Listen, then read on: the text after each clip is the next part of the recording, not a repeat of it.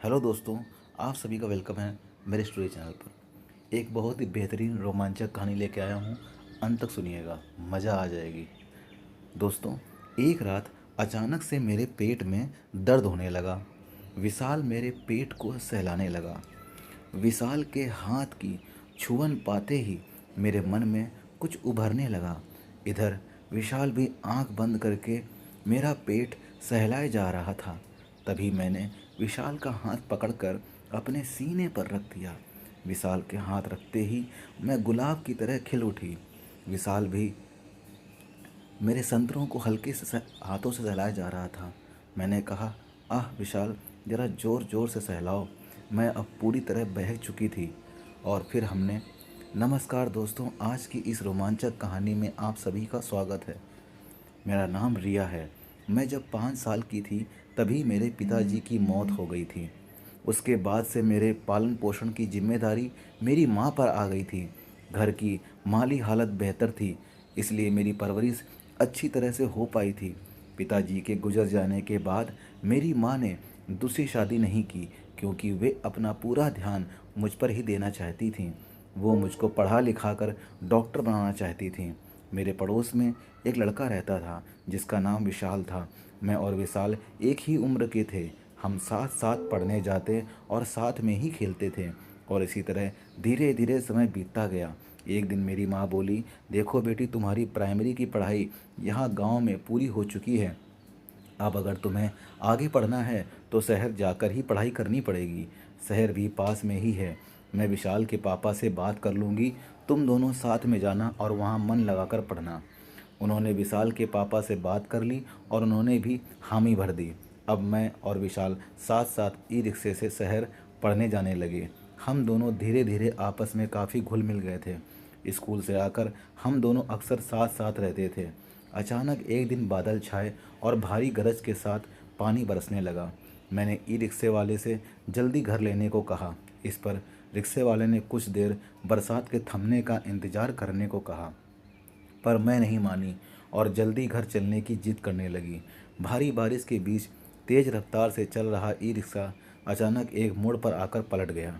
Driver rickshaw वहीं छोड़कर भाग गया। मैं ई रिक्शा के बीच फंस गई, जबकि विशाल ये हादसा होते ही उछलकर दूर जा गिरा। उसने बहादुरी से पीछे से आ रहे अनजान मोटरसाइकिल वाले की मदद लेकर मुझे ई रिक्शे से बाहर निकाला। हम जल्दी से हॉस्पिटल गए।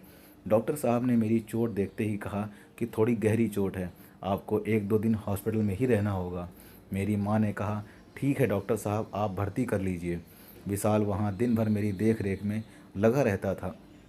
परिवार वाले हम दोनों के प्यार को देखकर खुश होते थे। मैंने विशाल से कहा, विशाल अब तुम सो जाओ, रात ज़्यादा हो गई है। मुझे जब नींद आ जाएगी तो मैं भी सो जाऊंगी। विशाल बोला, नहीं, जब तक तुम्हें नींद नहीं आएगी तब तक मैं भी जागूंगा।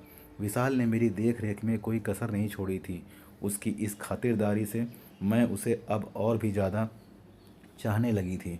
फिर मैं और विशाल दोनों अच्छे नंबरों से पास हो गए तो मेरी माँ ने कहा, अब तुम दोनों अलग अलग कॉलेज में पढ़ोगे।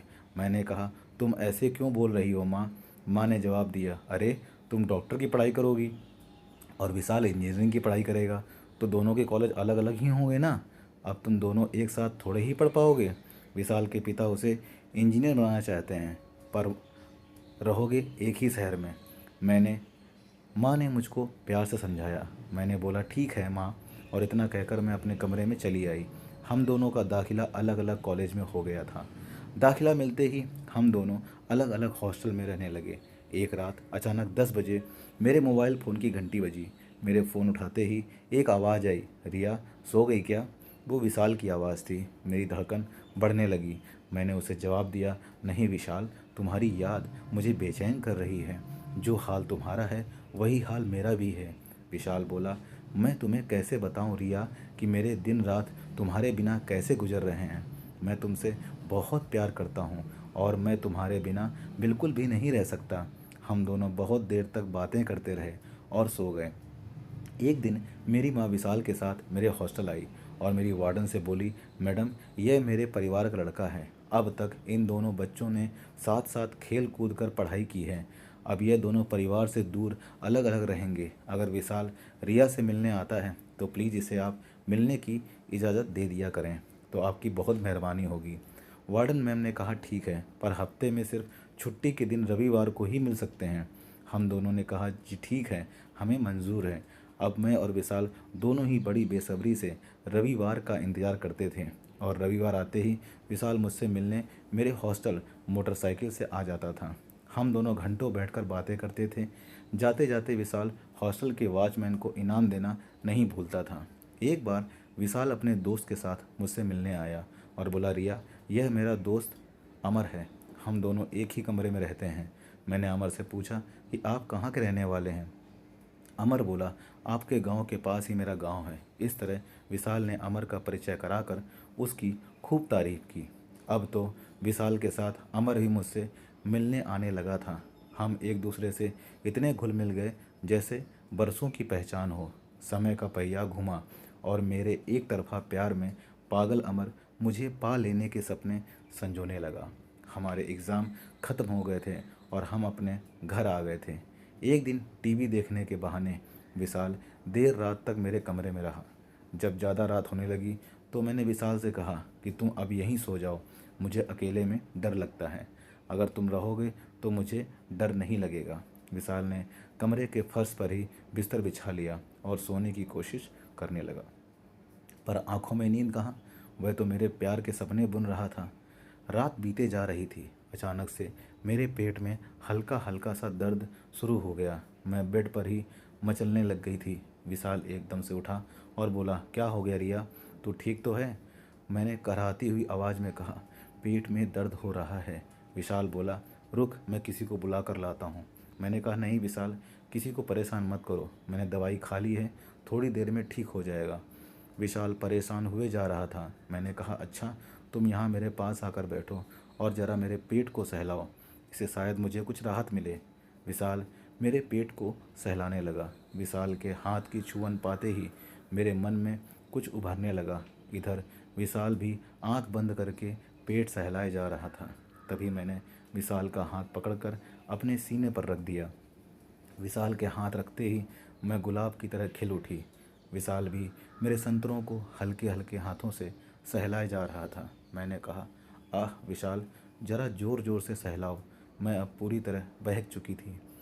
मैंने एक झटके से विशाल को खींचकर अपने बगल में लिटा लिया और ऊपर से कंबल ढक लिया, और हम दोनों के बीच सब कुछ हो गया जिसकी हमने कल्पना भी नहीं की थी।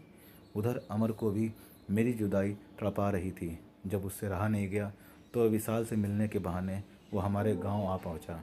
विशाल ने उसकी खूब खातिरदारी की, वह मुझसे भी मिला।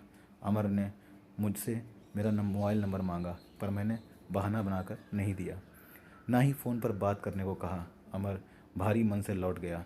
धीरे धीरे पढ़ाई का आखिरी साल आ गया। अब मैं पूरी तरह जवान और खूबसूरत हो गई थी। जब मैं घर से बाहर निकलती तो कई लड़के मेरे दीवाने हो जाते थे। कॉलेज खुल चुके थे और हम दोनों अपने अपने हॉस्टल में पहुंच चुके थे। मेरे और विशाल के मिलने का सिलसिला जारी रहा। यह बात अब अमर को भी पता चल गई थी कि मैं विशाल से प्यार करती हूँ, और यह पता चलने के बाद उसका दिल टूट गया था। एग्ज़ाम शुरू हो गए थे।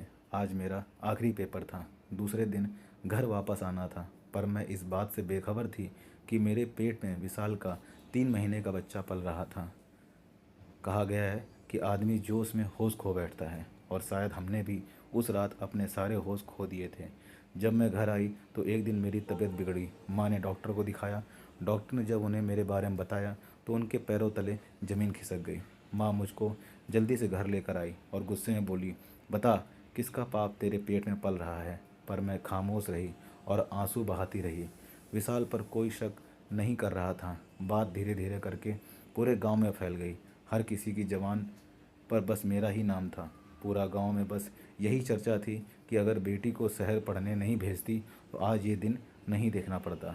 एक दिन गांव में पंचायत बैठी और सरपंच ने अपना फैसला सुनाया कि पंचायत आज से इनका हुक्का पानी बंद करती है। कोई भी शख्स इनके या इनसे कोई ताल्लुक़ नहीं रखेगा। लड़की को फ़ौरन गांव से बाहर कर दिया जाए।